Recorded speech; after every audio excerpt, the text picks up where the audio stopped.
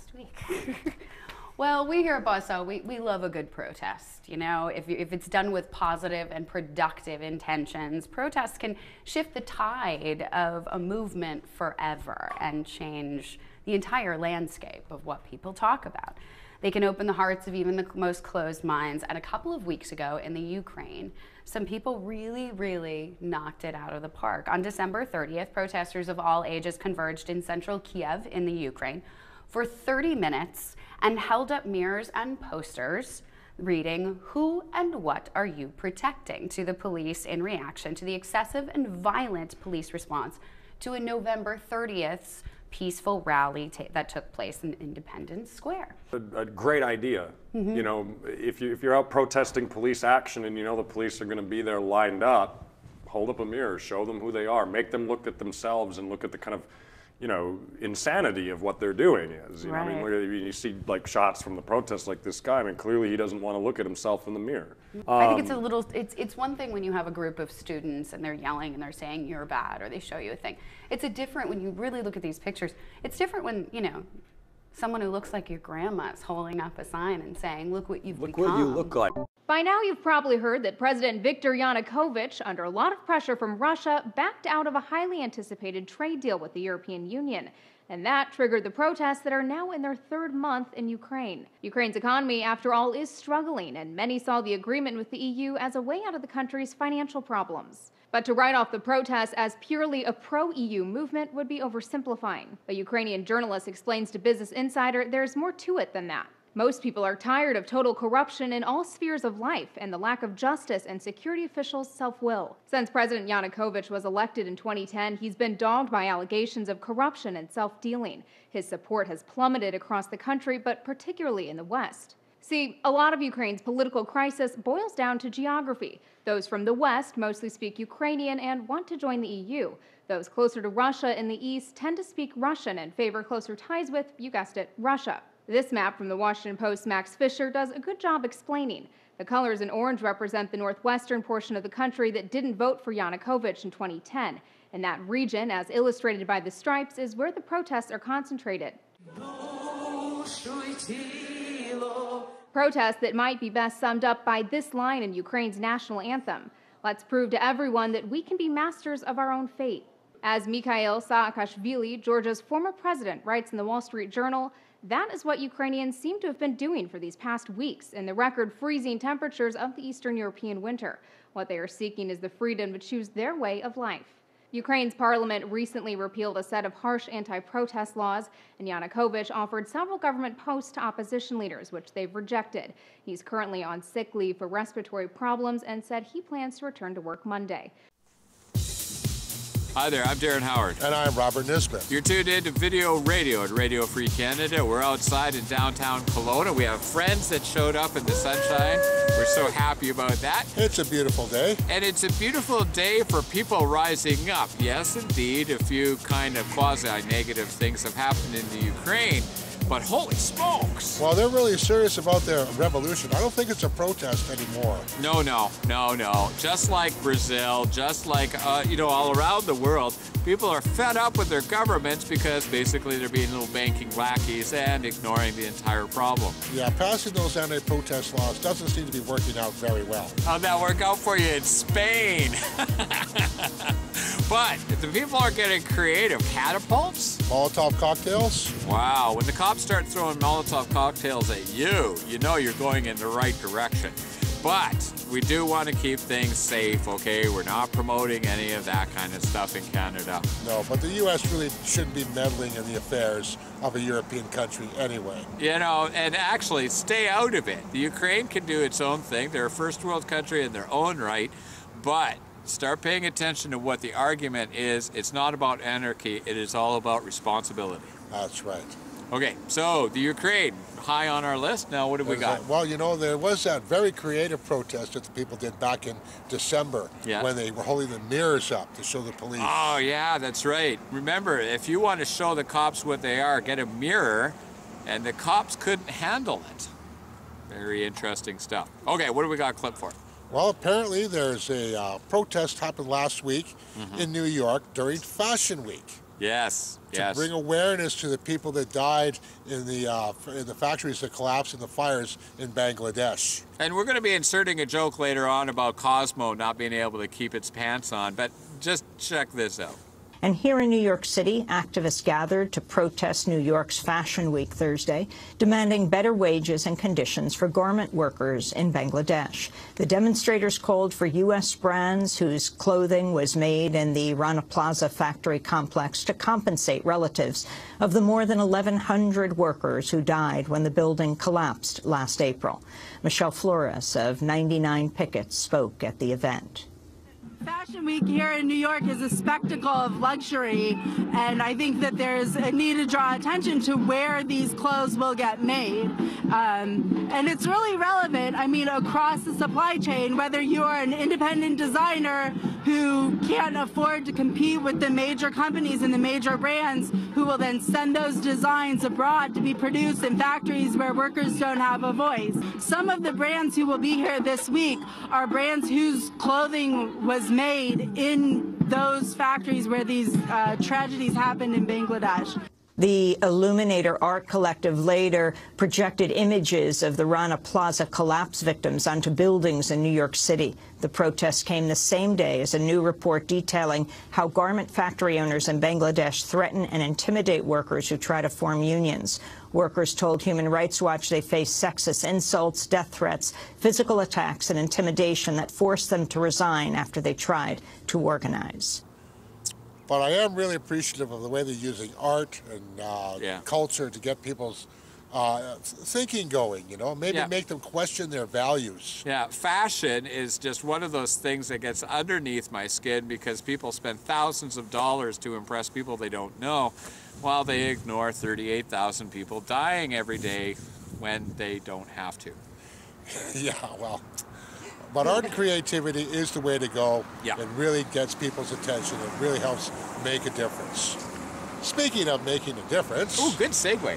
I like that. So? That was good. No, it's kind of labored. Yeah, it was kind of late. Terrible. But okay, go ahead. Apparently, there's some more blowback from the NSA spying thing. Yeah. The Chaos Club Cafe, a German hacker association, is apparently suing the German government on the Snowden, over the Snowden leaks. So while we have punk rock bands called Skinny Puppy suing the American government for using their music to torture prisoners, we have this.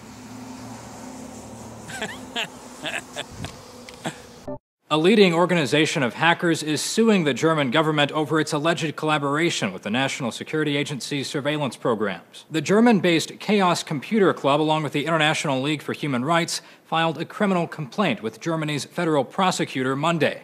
The CCC says after recent revelations about the international intelligence community, quote, "We now have certainty that German and other countries' secret services have violated the German criminal law." The complaint involves revelations made by former NSA contractor Edward Snowden, who caused an international uproar back in July after he leaked a hoard of secret documents exposing the agency's controversial surveillance practices. In a January 26th interview with German public broadcaster NDR, Snowden described the relationship between the NSA and German intelligence agencies as intimate. The German services and the U.S. services are in bed together. They not only share information, the reporting, the results from intelligence, but they actually share the tools and the infrastructure. The CCC isn't the first German group to take legal action over the Snowden leaks. According to PC World, Germany's Federal Prosecutor Office has received several similar complaints in the past and is currently mulling whether to take legal action. And German magazine Der Spiegel recently reported the prosecutor might open an official investigation into the NSA's targeting of Merkel's cell phone.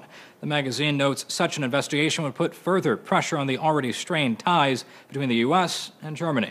As part of their complaint, the CCC requests prosecutors call on Snowden to testify in court and provide him with safe passage to Germany, along with immunity from extradition. For Newsy, I'm Zach Toombs. So that's the pin of the day. Thanks for Time for bringing that. That was really cool. I make a difference. Yes, you make a difference when you stand up for what's right, and don't worry about what people are thinking. We're just a little bit early here in Canada, but remember, the revolution of consciousness is coming. That's right. We're waking up. Yeah, people are waking up at the speed of light, and it is happening everywhere. You know, even in the very repressive nation of Japan, people are getting a little ticked off with the nationalist government that's in power there. And you know, when the Japanese get choked, they make changes. Check this out. To Japan now, where thousands of people have held a demonstration to denounce the government's decision to enact a state secrets law to toughen penalties for whistleblowers and journalists. It's a ridiculous law. What does it mean to make existence of secrets a secret? It's an extraordinarily unjust law. Thousands of protesters who braved Tokyo's cold weather gathered across from the Parliament building chanting anti-government slogans. Under the state secrets law, anyone who leaks information about the Fukushima nuclear disaster or the country's tense relations with China could face a long prison sentence. Journalists and others in the private sector convicted of encouraging such leaks would be put behind bars up to 5 years if they use inappropriate means to solicit the information. Prime Minister Shinzo Abe has said the law is needed to persuade allies like the US to share intelligence. The ratification of the law came as a worldwide debate on secrecy is underway, sparked by US whistleblower Edward Snowden's leaks of classified documents. Now, I want you to realize that when they get choked in Japan, it takes a lot for them to get out in the streets, okay? Their culture's way different than ours. Yeah, they're a lot more polite than we are. You know, and when they do protest, they have a tendency of just standing out politely and just getting their numbers lined up. So it's pretty cool. Yeah. You know, I'm glad that they're waking up over there. But also in America, people are waking up even more. They're protesting Guantanamo Bay. So get informed about Guantanamo and the massive pile of bovine excrement that's being shoveled upon us about that place, because down in the States, they're informed. We've got to close Guantanamo. We've got to close Guantanamo. It's now been 12 years since the first detainees were sent to the notorious Guantanamo Bay prison in Cuba. Thousands of miles away from the prison here in Southern California, demonstrators are demanding that Guantanamo be shut down. The costs of operating the prison have climbed into the billions, and President Obama says that he's committed to closing it. It's outrageous that these people are being tortured and that people are still not aware of it, and a lot of people still believe in it. Defend our freedom! A hunger strike involving inmates increased the push to shut down Guantanamo. President Obama says that the prison serves as a recruitment tool for extremists. Congressional opponents claim that Guantanamo is key to fighting terror. However, some of those voices may be losing their influence. Until about the last year or two, Congress members were hearing from constituents that Guantanamo should not be closed. And then the last year or two, they're hearing more from constituents who say Guantanamo should be closed. And so I think this is very encouraging that the constituents who do speak up, that do witness, that do keep this issue alive, are having an effect. 155 men remain in Guantanamo. Dozens of them have already been cleared for transfer. Human rights activists vowed to keep fighting until the final prisoner is released. In Santa Monica, California, Ramon Galindo, RT. So didn't President Obama promise he was going to close Guantanamo Bay? No, wait a second. That would be a politician owing up. Oh, but I mean, come on, man. But he could actually do it. What are you asking for? Yeah, I know. He could close it down. And right now, they're developing terrorists by the month just by throwing them into international jails without any representation to be dressed into costumes and pissed off for generations at a time. But at least there's a group of ex-generals and admirals who are saying that Guantanamo Bay doesn't serve the U.S.'s national security interests. And droning doesn't serve anybody's international interest. Of course, remember Obama, the same guy who's keeping Guantanamo open, has killed more children by drone attacks than any other Peace Prize winner to date. Well, he may have an argument with that, but you know, he's a politician. So that would be a professional liar. Oh, wait a second. You're not sticking to the talking points, man. Well, Stick to the talking points. Come on. But you must support your commander-in-chief. I'm Darren Howard. I'm Robert Nisbet. You're tuned in to Video Radio and Radio Free Canada. We do have one note, though. Thank you very much for pushing us over the limit. We cracked 64,000 views on YouTube right now. Oh, that's awesome. And I'm really happy to say that. It's kind of one of those mathematical numbers you always want to hit. So thanks for being there for us. We're going to be there for you. Coming up, a whole bunch of stuff that will make you think. All right. Intellectual Radio coming up next. Yeah. Okay.